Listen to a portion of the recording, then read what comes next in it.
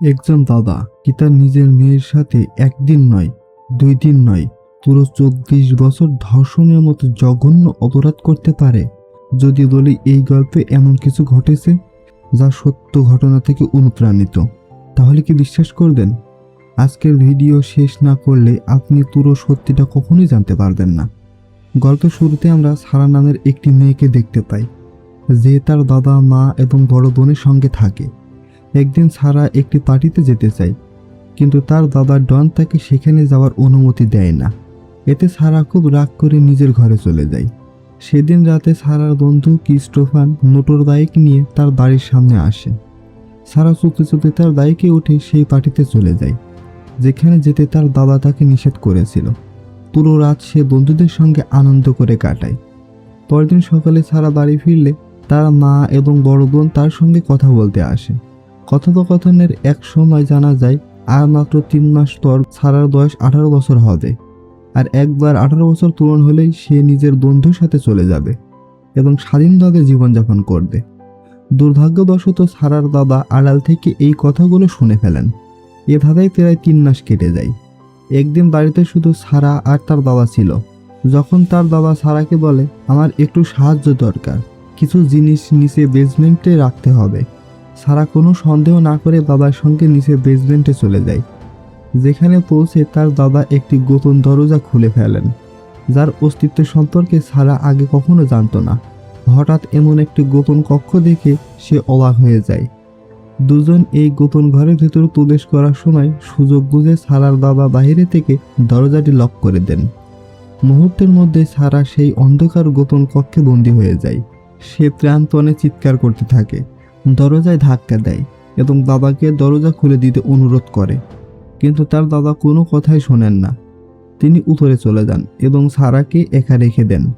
এই দরজাটি শুধুমাত্র একটি গোপন সিক্রেট কোড দিয়েই খোলা সম্ভব।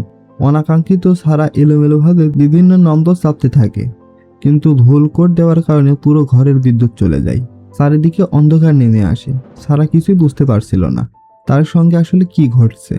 সে আরো জোরে চিৎকার করতে শুরু করে। তার কণ্ঠস্বর উপরে থাকা তার বাবার কানে পৌঁছে যায়, কারণ ঘরের ভেতরে থাকা ভেন্টিলেশনই ছিল একমাত্র পথ যেখান দিয়ে শব্দ বাহিরে বের হচ্ছিল। এটা বুঝতে পেরে তার বাবা সেই ভেন্টিলেশনও বন্ধ করে দেন, যাতে সারার কোনো চিৎকার বাহিরে পৌঁছাতে না পারে। এরপর সারা সে বক্সটি খুলে দেখতে শুরু করে, যেটি সে তার বাবার সঙ্গে এই গোপন ঘরে নিয়ে এসেছিল। সারা সে বক্সটি খুলে দেখে ভেতরে তার নিজেরই কিছু ব্যক্তিগত জিনিসপত্র রাখা আছে। এদিকে সারার মা ও বড় বোন বাড়ি ফিরে এসে অনেকক্ষণ ধরে সারাকে না পেয়ে ভীষণ চিন্তিত হয়ে পড়ে। 1 দিন 2 দিন করে কয়েকদিন কেটে যায়, তবুও সারার কোনো খোঁজ মেলে না। অবশেষে তার মা পুলিশকে খবর দেন, কিন্তু পুলিশ জানায় আরও কয়েকদিন অপেক্ষা করা উচিত, হয়তো সে নিজে থেকে আপনাদের সঙ্গে যোগাযোগ করবে। অন্যদিকে সারার বাবা নিচের বেসমেন্টে সারার কাছে যান। বাবার পায়ের শব্দ শুনেই সারা বুঝতে পারে তিনি এসেছে। সুযোগ পেয়ে সে বাবার উপর ঝাঁপিয়ে পড়ে এবং সেখান থেকে পালানোর চেষ্টা করে, কিন্তু বাইরের দরজাটি আগে থেকেই তালাবদ্ধ ছিল, ফলে তার পালানোর সব চেষ্টা ব্যর্থ হয়। এতে তার বাবা ভীষণ রেগে যান। তিনি সারাকে আবার সেই গোপন কক্ষে নিয়ে যায় এবং তার উপর জোরপূর্বক যৌন নির্যাতন করে। এই ঘটনার পর সারা সম্পূর্ণভাবে ভেঙে পড়ে। সে কিছুই বুঝতে পারে না কিভাবে একজন বাবা নিজের মেয়ের সঙ্গে এমন জঘন্য আচরণ করতে পারে। বেসমেন্টে বন্দি অবস্থায় সারার 21 দিন পূর্ণ হয়। সেদিন ছিল তার জন্মদিন। তার বাবা তার জন্য একটি কেক নিয়ে আসেন। সারা বাবার সব কথা মেনে চলতে বাধ্য হয়, কারণ তিনি প্রতিশ্রুতি দিয়েছেন যদি সারা তার সব কথা শোনে তাহলে তাকে এই বন্দি জীবন থেকে মুক্তি দিয়ে দেবে। কিন্তু সেই প্রতিশ্রুতি রাখার বদলে তার বাবা আরও তার উপর জোরপূর্বক যৌন নির্যাতন করে। এদিকে সারার মা ও বড় বোন এখনও তাকে নিয়ে ভীষণ উদ্বিগ্ন, কিন্তু সারার বাবা তাদের বোঝার চেষ্টা করেন না। সারা নিজেই বলেছিল 18 বছর পূর্ণ হওয়ার পর সে বাড়ি ছেড়ে চলে যাবে। তবে সারার মা মনে প্রাণে বিশ্বাস করতেন কোথাও না কোথাও তার মেয়ে বিপদে পড়েছে। তিনি জানতেন সারা রাগের মাথায় এমন কথা বললেও সত্যি কখনো পরিবার ছেড়ে চলে যেতে চায় না। কিছুদিন পরে সারার বাবা তার জন্য একটি ঘড়ি এবং একটি টেলিভিশন নিয়ে আসে, কারণ সারা সেগুলোও চেয়েছিল। এদিকে খাবারের টিনের কৌটা ধারালো দিক দিয়ে সারা একটি অস্থায়ী অস্ত্র তৈরি করে। তার পরিকল্পনা ছিল সুযোগ পেলে সেটি দিয়ে বাবার উপর আক্রমণ করবে। একদিন তার বাবা যখন দরজার উপাশে দাঁড়িয়েছিল তখন সারা তাকে আসতে বলে, কিন্তু তার বাবা সন্দেহ হয় যে সারা নিশ্চয়ই কিছু একটা করার পরিকল্পনা করছে। কিন্তু একটু এগিয়ে আসতেই সারা হঠাৎ তার উপর আক্রমণ করে। কিন্তু তার বাবা আগেই এ ধরনের সম্ভাবনার জন্য প্রস্তুত ছিল, ফলে তিনি আক্রমণ এড়িয়ে যান। এরপর তিনি নির্মমভাবে সারাকে মারধর করে। অন্যদিকে ক্রিস্টোফার, যে ছেলেটির সঙ্গে সারা সেদিন পার্টিতে গিয়েছিল, সে একদিন সারাদের বাড়িতে আসে এবং সারা বাবাকে জিজ্ঞেস করে সারা কোথায়। কিন্তু সারা বাবা স্পষ্টভাবে জানিয়ে দেন তিনি এ বিষয়ে কিছুই জানেন না। ধীরে ধীরে সময় কেটে যায়। দেখতে দেখতে বেসমেন্টে বন্দি অবস্থায় সারার 1 বছর পূর্ণ হয়ে যায়। এ সময় সে গর্ভবতী হয়ে পড়ে এবং কিছুদিন পর একটি কন্যা সন্তানের জন্ম দেন।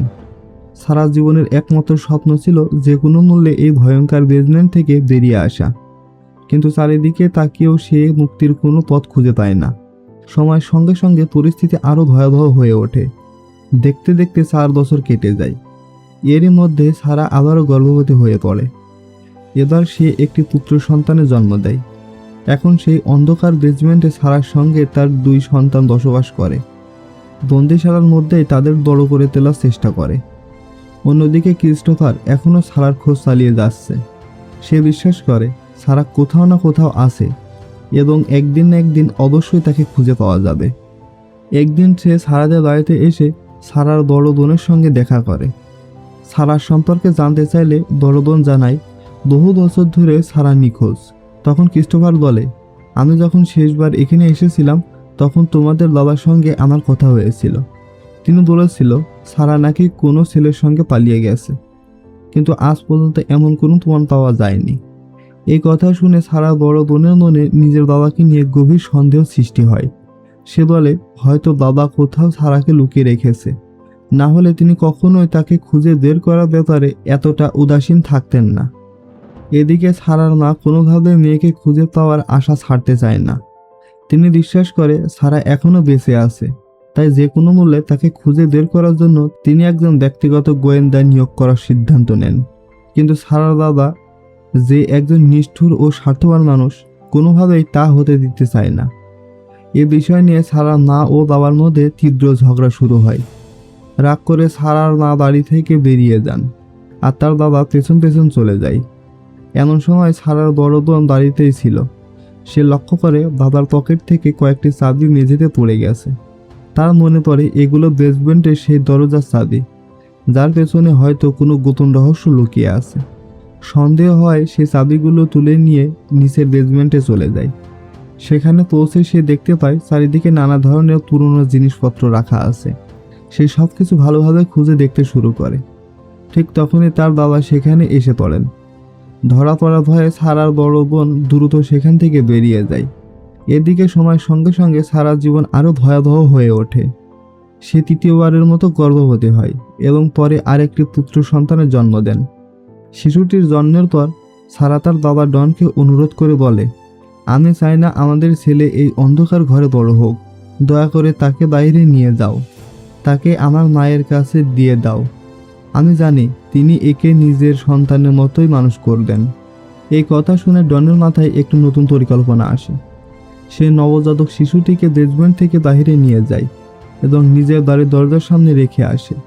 তবে সে এর আগে সারাকে দিয়ে একটি চিরকুট লিখিয়ে নিয়েছিল।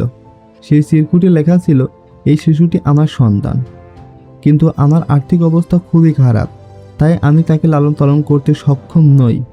এই নোটের মাধ্যমে ডন সবাইকে বিভ্রান্ত করতে চেয়েছিল, যাতে কেউ তার ভয়ঙ্কর অপরাধের সত্যতা জানতে না পারে। আমি তাকে বড় করে তোলার মতো সক্ষম নই। মা, তুমি দয়া করে এই শিশুটিকে দত্তক নিয়ে মানুষ করে দিও। সারার মা যখন এই চিরকুটটি পড়েন তখন তিনি শিশুটিকে বুকের সঙ্গে জড়িয়ে ধরেন। তিনি সিদ্ধান্ত নেন এই শিশুটিকে তিনি নিজের সন্তানের মতো লালন পালন করবেন। কিন্তু শিশুটির নিচে আরও একটি চিরকুট লুকিয়ে রাখা ছিল, যা সারা গোপনে তার মায়ের উদ্দেশ্যে লিখেছিল। সেখানে লেখা ছিল, বাবা আমাকে অপহরণ করে বেসমেন্টে বন্দি করে রেখেছে, দয়া করে আমাকে বাঁচাও। কিন্তু দুর্ভাগ্যবশত সারার মা সেই দ্বিতীয় চিরকুটটি দেখতে পান না, বরং সেটি সারা বাবার হাতে পড়ে যায়। চিরকুটটি পরেই সে প্রচণ্ড রেগে যায়। সঙ্গে সঙ্গে নিচের বেসমেন্টে নেমে এসে আবারও সারার উপর জোরপূর্বক যৌন নির্যাতন করে। সময় গড়াতে থাকে। দেখতে দেখতে বেজমেন্টে বন্দি অবস্থায় সারা 14 বছর কেটে যায়। এই দীর্ঘ সময়ে তার সন্তানও বড় হয়ে যায়। বিশেষ করে তার বড় মেয়ে এখন কিশোরী থেকে তরুণীতে পরিণত হতে শুরু করেছে। এবার সেই নিষ্ঠুর মানুষটির কুদৃষ্টি নিজের মেয়ের পাশাপাশি সারার বড় মেয়ের উপরে পড়ে। সারা বুঝতে পারে আর এক মুহূর্ত এখানে থাকা নিরাপদ নয়। যে কোনো মূল্যে তাকে এই বেজমেন্ট থেকে বের হতে হবে। একদিন সারা তার 2 সন্তানকে নিয়ে বসেছিল। হঠাৎ সে লক্ষ্য করে ছাদের একটি অংশ থেকে পানি টপ টপ করে পড়ছে। এটি দেখে তার মাথায় একটি বুদ্ধি আসে। সে বুঝতে পারে ছাদের এই অংশটি দুর্বল হয়ে গেছে। সুযোগ বুঝে সে সেখানে ধীরে ধীরে একটি ছোট ছিদ্র করতে শুরু করে। কিছুক্ষণ পর সেখানে একটি ফুটো হয়ে যায়। রাত হলে সারা সেই ছিদ্র দিয়ে আলো জ্বালিয়ে বারবার সংকেত দিতে থাকে, যেন বাইরে কেউ তা দেখতে পায়। বাইরে দিয়ে যাওয়া এক ব্যক্তি সত্যি এই অস্বাভাবিক আলোর ঝলকানি দেখতে পায়। তিনি বাড়ির দরজায় গিয়ে কড়া নাড়েন, কিন্তু দুর্ভাগ্য আবারও সারার পথে বাধা হয়ে দাঁড়ায়। দরজা খুলে বাইরে আসেন তার বাবা। লোকটি তাকে বলে, আপনার বেসমেন্টের দিকে থেকে বারবার আলো জ্বলছে, মনে হচ্ছে নিচে কেউ আছে। এই কথা শুনে সারার বাবা প্রচণ্ড ক্ষিপ্ত হয়ে ওঠে। সে দ্রুত নিচে নেমে গিয়ে সারাকে নির্মমভাবে মারধর করে। সেই সময় সারা আবারও গর্ভবতী ছিল। প্রচণ্ড মারধরের ফলে তার গর্ভপাত হয়ে যায়। এভাবেই একের পর এক দিন কেটে যেতে থাকে। বন্দিদশা থাকা সারা 2 সন্তান নিয়ে বুঝতে পারে না। তার মাকে জিজ্ঞেস করে, আমরা এখানে কেন বন্দি? আমাদের অপরাধ কি? অবশেষে সারা আর সত্য লুকিয়ে রাখতে পারে না। সে সন্তানদের সবকিছু খুলে বলে। সে জানায় যে মানুষটি আমাদের এত বছর ধরে এখানে বন্দি করে রেখেছে, সে আর কেউ নয়, সে আমার নিজের বাবা। আর তোমরাও তারই সন্তান। আমি যে কোনো মূল্যে তোমাদের তার হাত থেকে রক্ষা করতে চাই। এই ভয়ঙ্কর সত্য শুনে 2 সন্তান আতঙ্কে নিস্তব্ধ হয়ে যায়। পরে যখন সারা বাবা জানতে পারে যে সারা সন্তানদের সব সত্য বলে দিয়েছে, তখন সে আরও ভীষণ ক্ষিপ্ত হয়ে ওঠে। প্রতিশোধ নিতে সে আরেকবার সারার উপর নিষ্ঠুরভাবে হামলা চালায় এবং তাকে নির্মমভাবে মারধর করে। সারার শারীরিক ও মানসিক অবস্থা দিন দিন আরও ভয়াবহ হয়ে উঠছিল। বন্দিদশায় প্রতিটি মুহূর্তে সে তার প্রিয় বন্ধু ক্রিস্টোফারের কথা মনে করে, যে ছিল তার প্রথম ভালোবাসা এবং শেষ মানুষ, যার সঙ্গে স্বাধীন জীবনে তার দেখা হয়েছিল। তবে নিজের কষ্টের চেয়েও সারা সবচেয়ে বড় চিন্তা ছিল তার বড় মেয়েকে নিয়ে। ছোটবেলা থেকেই মেয়েটি অ্যাজমায় ভুগছিল। সারা যে কোনো মূল্যে অন্তত তাকে এই নরক বেসমেন্ট থেকে বের করে আনতে চায়। এদিকে ডনের চাকরি চলে যায়। ধীরে ধীরে তার সমস্ত সঞ্চয় শেষ হয়ে যায়। উপরন্তু ব্যাংকের ঋণের চাপও বাড়তে থাকে। ফলে বাধ্য হয়ে তাকে বাড়িটি বিক্রি করে ছেড়ে দিতে হতো। কিন্তু ডন খুব ভালো করে জানতো, যদি নতুন কোনো পরিবার এই বাড়িতে এসে থাকে, তাহলে একদিন না একদিন তারা নিশ্চয়ই বেসমেন্টের গোপন কক্ষটি খুঁজে পাবে। আর তখনই গত 20 বছরের সমস্ত ভয়ঙ্কর সত্য সবার সামনে প্রকাশ হয়ে যাবে। এই ভয় থেকেই ডন এক ভয়ঙ্কর সিদ্ধান্ত নেয়। সে ঠিক করে সারা এবং তাদের সন্তানদের চিরতরে হত্যা করবে। একদিন সে নিজের গাড়িটি বেসমেন্টের বায়ু চলাচলের পথের কাছে নিয়ে যায় এবং ইঞ্জিন চালু করে রেখে বিষাক্ত ধোঁয়া সে পাইপ দিয়ে ভেতরে পাঠাতে শুরু করে, যাতে শ্বাসরোধ হয়ে সবাই মারা যায়। কিন্তু ঠিক সেই সময় বাড়িতে থাকা তার ছোট ছেলে সেখানে চলে আসে। ছেলেটির উপস্থিতির কারণে ডনের পরিকল্পনা ব্যর্থ হয়ে যায় এবং সারা ও তার সন্তানরা সেই দিন মৃত্যুর হাত থেকে বেঁচে যায়। সময় চলতেই থাকে। দেখতে দেখতে বেসমেন্টে সারার 20 বছর কেটে যায়। এই দীর্ঘ সময়ে সে কখনোই সূর্যাস্ত দেখেনি, চাঁদের আলো কিংবা মুক্ত আকাশ, কোনো কিছুই দেখতে পায়নি। 4টি স্যাঁতস্যাঁতে দেয়াল ছিল তার পুরো পৃথিবী। একদিন হঠাৎ সারা নিয়ে তীব্র অ্যাজমায় আক্রমণ হয়। তার শ্বাসকষ্ট এতটাই বেড়ে যায় যে অজ্ঞান হয়ে পড়ার উপক্রম হয়। ঠিক তখন ডন নিচে চলে আসে। সারা কাঁদতে কাঁদতে বলে, আমার মেয়েকে হাসপাতালে নিতে হবে, ওর অবস্থা খুব খারাপ।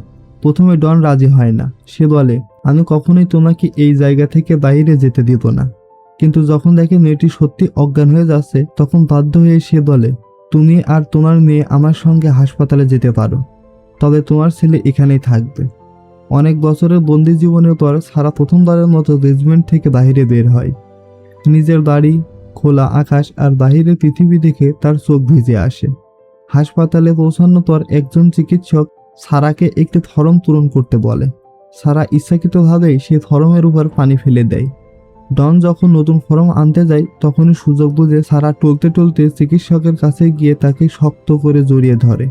কাঁদতে কাঁদতে বলে, দয়া করে আমাকে বাঁচান। ঠিক সেই মুহূর্তে ডনও সেখানে এসে পৌঁছায়। সৌভাগ্যবশত হাসপাতালে একজন পুলিশ কর্মকর্তা উপস্থিত ছিল। ডন পালিয়ে যাওয়ার আগে পুলিশ তাকে আটকায়। গ্রেপ্তার হওয়ার পর শেষ পর্যন্ত ডন তার দীর্ঘদিনের সব অপরাধ স্বীকার করতে বাধ্য হয়। এরপর পুলিশ বেসমেন্টে অভিযান চালিয়ে সারার ছেলেকে উদ্ধার করে। সারা ও তার সন্তানরা সেই অন্ধকার বন্দিশালায় 24 বছর কাটিয়েছিল। 24 বছর পর যখন সারার মা ও বড় বোন তাকে এবং তাদের সন্তানকে দেখে তখন তারা সম্পূর্ণ স্তব্ধ হয়ে যান। তাদের বিশ্বাসই হচ্ছিল না যে এত বছর ধরে তাদের মেয়ের উপর এমন ভয়ঙ্কর নির্যাতন চলেছে। আর সবচেয়ে ভয়াবহ বিষয় ছিল, এই অপরাধের জন্য দায়ী ছিল আর কেউ নয়, সারা নিজের বাবা।